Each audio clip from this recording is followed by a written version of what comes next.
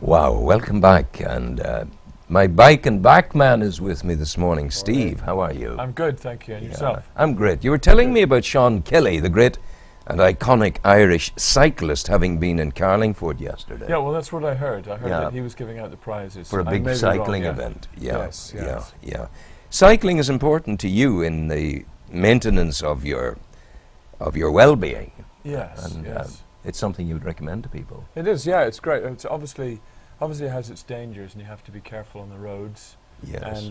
And with the new bike trails, you have to take it easy to begin with, because I think we're starting to get a few injury casualties from that. But as long as you take it easy to start with. I remember walking down the mountain within the last 2 months, and saw a fellow coming up the mountain, and he was really at the peak of his endeavour. He was pressing forward. Yeah. And I got to wondering, in going up the cycle trail, in going up the mountain on the bike, is it surely the gears make it relatively easy to do that, and that you would never come to the point where you're almost falling off the bike with exhaustion, not able to push another revolution of the wheel through the expended muscularity of your system.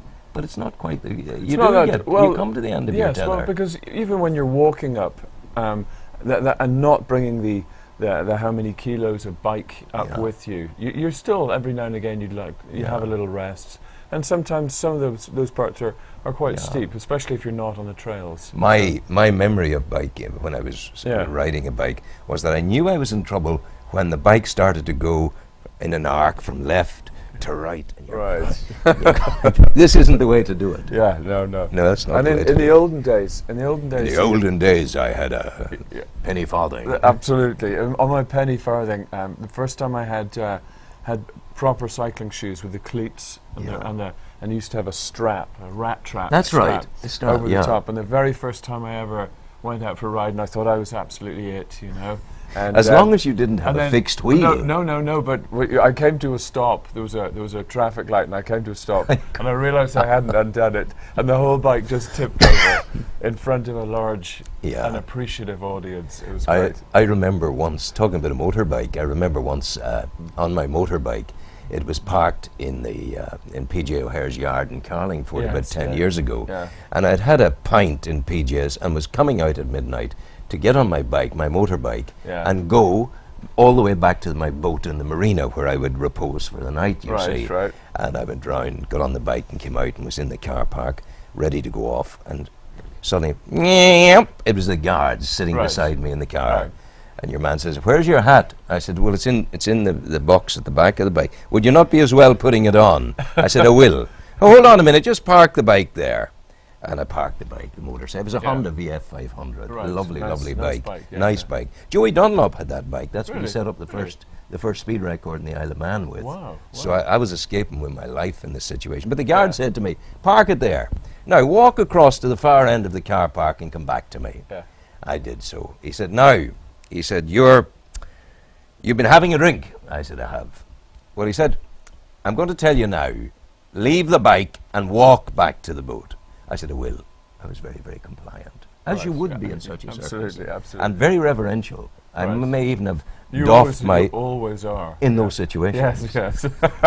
But he said to me, "Look," he said, you walk back to the boat. That's fine. I'll never do that again."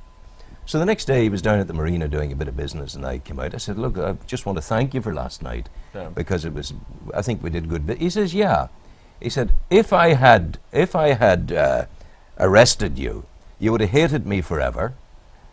Your family would have hated me forever. Everyone you talked to would have hated me forever." I said, "Nah, it wouldn't have been like that." No, I said, "Much better to teach you the lesson in the way we did." Yes. And I thought it was good policing. Good policing indeed. Talk to me now about, let's get on to the health. That's enough of the bike. Let's get on to the back. Right. Where are you taking me with the back today? Well, I was thinking,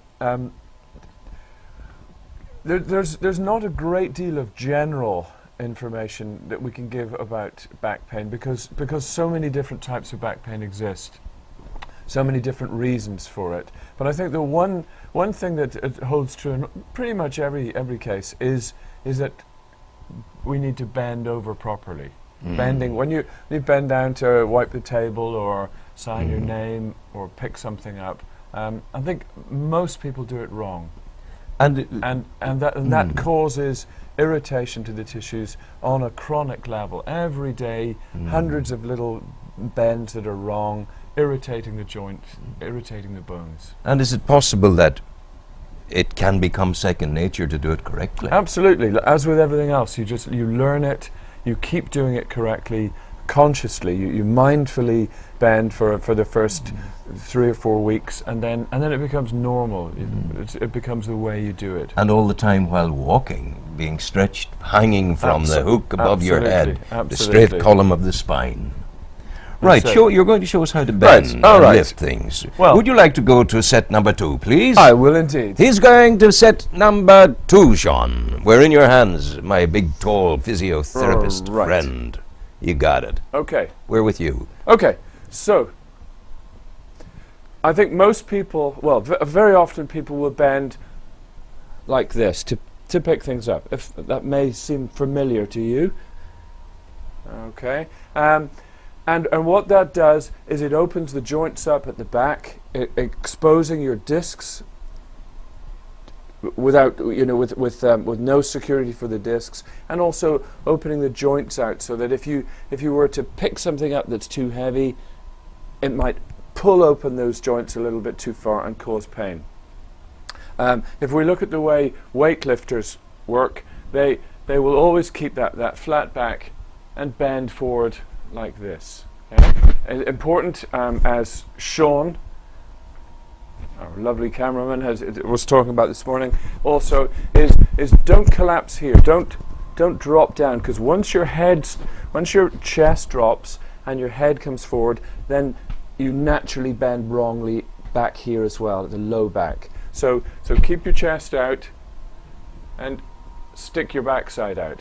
Now, so the way I teach it, I just take the palms of my hands and slide them down the knees, down to the kneecaps.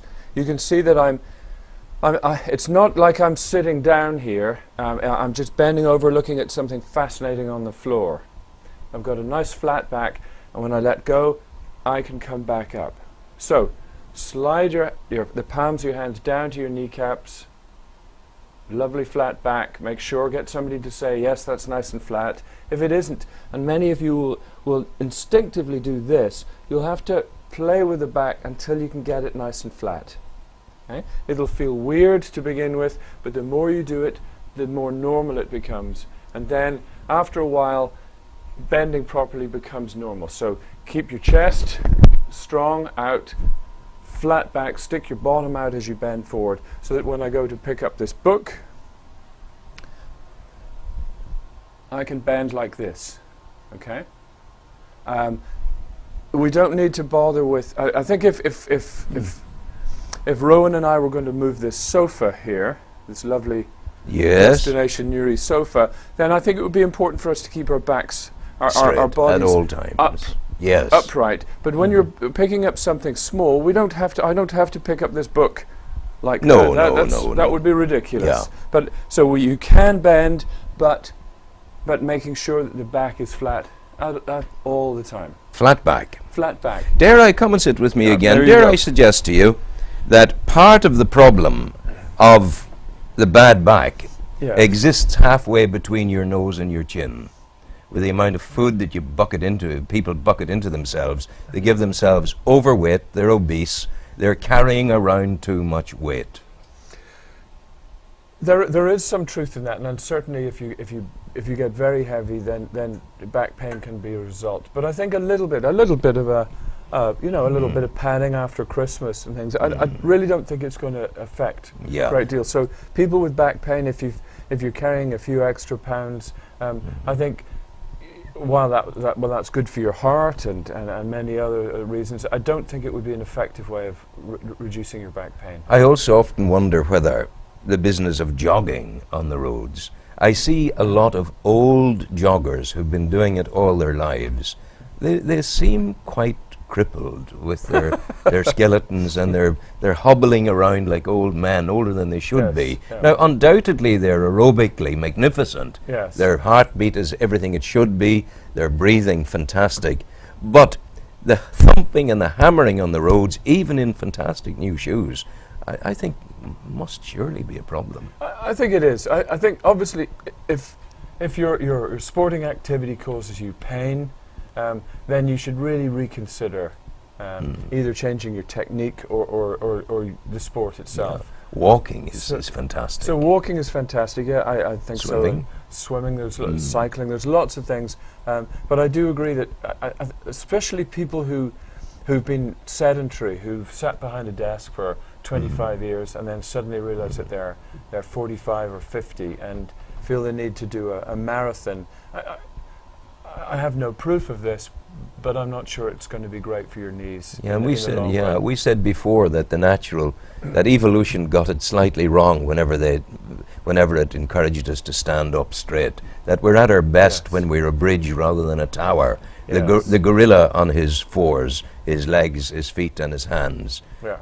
He doesn't have too many bad backs. Yes, we get very few gorillas. Yeah. In the clinic. How do people find your clinic?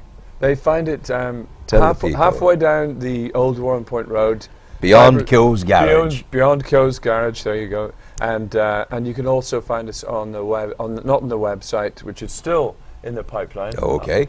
But on Facebook at Eccles Physiotherapy. That's the way to do it. Lovely. I'm back on Facebook again. Are you? I've gone back on Excellent. Facebook in order to promote my program. And if folk want to Lovely. talk to me, you can get him at Eccles Physiotherapy on the Facebook. That's right. You can get Rowan, your favourite on-couch presenter, dare I suggest it.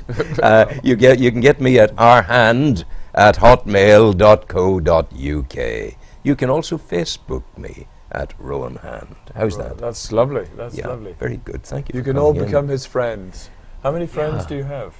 I've hardly any. Hardly any. But I'm told that Facebook Sad. will bring me friends. Yes, I'm sure it will. Yeah. But I have no control over... You see, when someone puts up on Facebook they want to be my friend, there's no reference comes with them. You're taking a great leap in faith. You are indeed. You could be accepting any kind of Egypt as a friend. Now, if you are an Egypt, don't come to me to be a friend, because I'll spot you, I'll find you out, and I will reject you roundly. In fact, I'll send Sean to take care of you and to dismiss you completely from the lexicon of my wonderful list of friends. That would be it. What's in store? You're working today. I know I'm this working, thing. yes. Yeah, I know this thing with Yeah. great success. Necks and backs. Thank you. Necks, backs, and backs. Go well. Thank Take you very care. much, God Ron. bless Thank you. you. Go well. Thank you. That's Steve Eccles, Eccles Physiotherapy. Find him on Facebook, and we'll hear more from Steve next week again. Let's have some music, maestro.